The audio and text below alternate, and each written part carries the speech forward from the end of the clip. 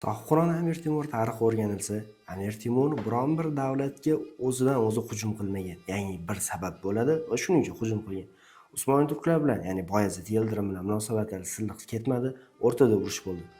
Oltin O'rda hukmdori To'xtamish xiyonat qildi va To'xtamish bilan urush bo'ldi. Savol tug'iladi: Amir Temur nega Xitoyga urush qildi?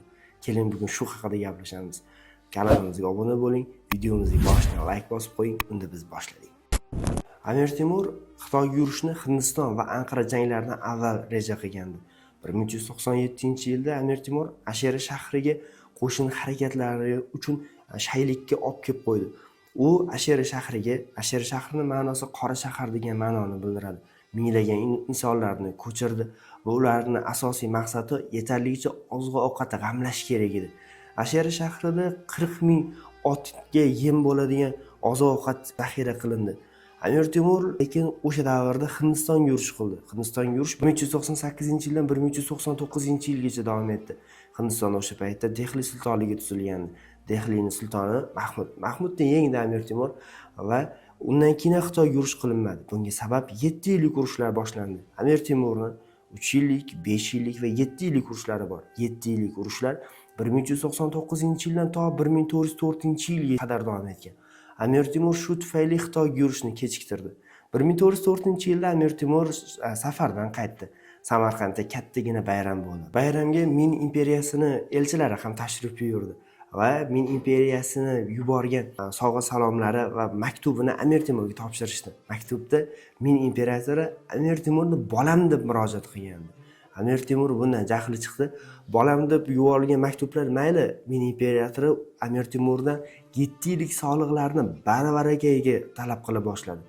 Amir Temur elchilarga bosiq bilgan javob berdi, chunki Min imperiyasi elchilik udumlarini buzgandi. Ularga aytdiki, biz hozir 7 yillik soliqlarni sizga beramiz, lekin 7 yillik soliqlarni siz baravarakaga olib ketishga qiynalasiz. Biz o'zimiz sizga 7 yillik soliqlarni yetkazib beramiz, ta'kidladi. Amir Temur 1404-yilda Samarqandda nevarasining to'yini qildi va o'sha yerda juda katta qurultoy o'tkazdi. Qurultoyga viloyat hukmdorlari, harbiylar, qo'shin boshliqlari, amaldor asilzodalari barchani taklif qildi va o'rtaga asosiy masalani tashladi. Masala Xitoyga yurish edi. Xitoyga yurishni Amir Temur muqaddas deb e'lon qildi. Xitoyga yurishdan maqsad Xitoyga islom dinini yetkazish edi. Qurultoyda Amir Temur aytdiki, bizga juda kam hukmdorlarga beriladigan bir nusrat berildi. Biz qilich kuchi bilan juda ko'plab hududlarni egallab oldik va u yerga islom bayrog'ini yoydik. Endi Xitoyga yurish qilamiz. Xitoydagi o'sha butxona va otashparastlar ibodatxonalarini buzamiz va uni o'rniga masjid va madrasalar quramiz. Bu yurishni muqaddas deb e'lon qildi. Baravarakaga bu taklif qo'llab-quvvatlandi. Amir Temur 1404-yilda Samarqandda qurultoydan keyin qo'shin harakatlari uchun rejalar tuza boshlandi. Amir Temurning qo'shini 3 qismdan iborat bo'lgan. Ikkisi qanot, o'ng va chap qanot va markaz qismlardan iborat edi. Amir Temurning oldidagi asosiy ikkita masala endi qo'shinni o'sha oziq-ovqat bilan ta'minlash bu birinchi masala, ikkinchi masala qishlash edi. Xitoyga yurish uchun 200 ming askarlar biriktirildi. Ular 1404-yilning 27-noyabrda o'zi boshchiligida Samarqanddan chiqa boshlandi. Qo'shin 3 qismga bo'lib qishlatildi. O'ng qanot Toshkent, Shohruxiy, Sayramda, chap qanot esa Yassi bu hozirgi Qozog'istondagi Turkiston shahri va Sabronda qishlatildi. Amir Temur o'zi esa markazi bilan O'tirorda qishlaydigan bo'ldi. O'tiror siz yaxshi bilasiz, Jaloliddin Manguberdilar, ya'ni Xorazmshohlar davlati bilan Chingizxon o'rtasidagi urushga sabab bo'lgan o'sha mashhur Inolchiq xiyonat qilgan, Inolchiqning xatosi tufayli urushga sabab bo'lgan shahar O'tiror. O'tiror Sirdaryo bo'yida joylashgan. Amir Temur 1405-yilning yanvar oyining o'rtalarida Sirdaryodan kechib o'tdi. Bu haqida Amir Temurning tarixchisi hisoblangan Sharofiddin Aliyazning zafarnomasi orqali bilib olishimiz mumkin. Sharofiddin Aliyazi zafarnomada aytadiki, 1405-yilda juda qattiq qish bo'ldi. Sirdaryo muzladi. Sirdaryodagi muzlagandagi o'sha muzlik Sharofiddin Aliyazning ma'lumotlariga ko'ra 2 yoki 3 tirsak bo'yi keladi degan. Tasavvur qiling, bu qanchalik muz.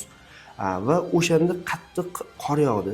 1405-yilda shunchalik qor yog'gandiki, u qorlarning ba'zi joydagi balandligi 2 yoki 3 nayza bo'yi keladi degan. Bir nayza o'rtacha 1,5-2 metr bo'ladigan bo'lsa, tasavvur qiling, 5-6 metrlik qor yog'di. va qattiq qish bo'ldi. Amir Temur askarlarini qishdan olib chiqish eng asosiy masala edi. Cho'llar o'rtasiga chodirlar tikilgan va har bir chodirda Amir Temurning o'sha usta sarkardaligi ko'rildi. U chodirlar atrofiga qamishlar tiqib chiqdi. Bu ma'lum miqdorda sovuqdan asrardi. Amir Temur 200 ming qo'shini o'sha 3 qismga bo'lindi va qishlay boshladi. Amir Temur Xitoyga yurishni juda puxta rejalashtirgandi. U o'zi bilan savdogarlarni olib borgandi. Savdogarlar nima uchun kerak? Chunki har qanday vaziyat bo'ladigan bo'lsa, o'sha savdogarlar yurtlarga borib, qo'shin uchun kerakli narsalarni urush yo'li bilan emas, balki tinchlik bilan savdo qilib olib kelish kerak edi. Ikkinchi masala, Amir Temur 1000 ta tuyani olib borgandi. Bunga sabab o'sha har xil vaziyat bo'lishi mumkin. 1000 ta tuyani o'sha suti bilan, ya'ni qimroni bilan askarlari boqmoqchi edi. Undan tashqari Amir Temur urug'lik olib olgandi.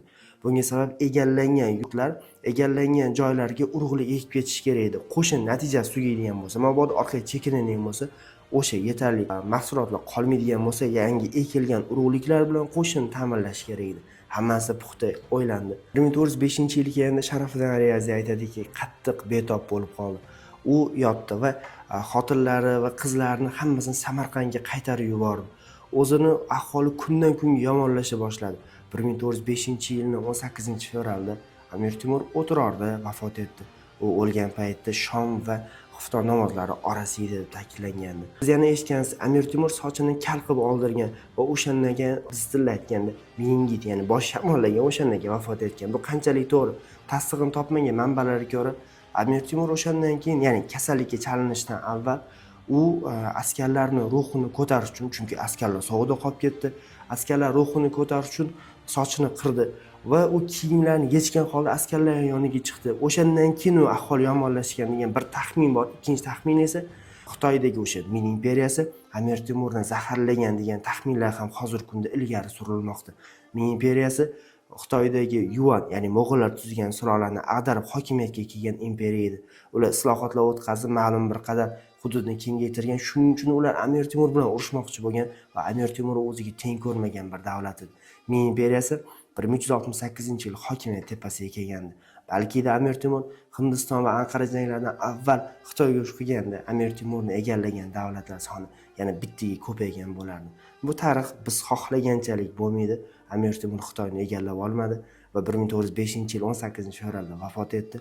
35 yil hukmronlik qildi Amir Temur va o'zidan keyingi voris qilib o'zining nabirasi Pir Muhammadni Amir Temur taxt vorisi qilib belgiladi. Amir Temur qurgan ulkan davlat o'shandan keyin asta-sekinlik bilan parchalandi. Bu mavzuga yana chuqurroq qaytamiz. Siz kanalimizga obuna bo'ling, videoga like bosing va izohlarda o'z fikringizni yozib qoldiring.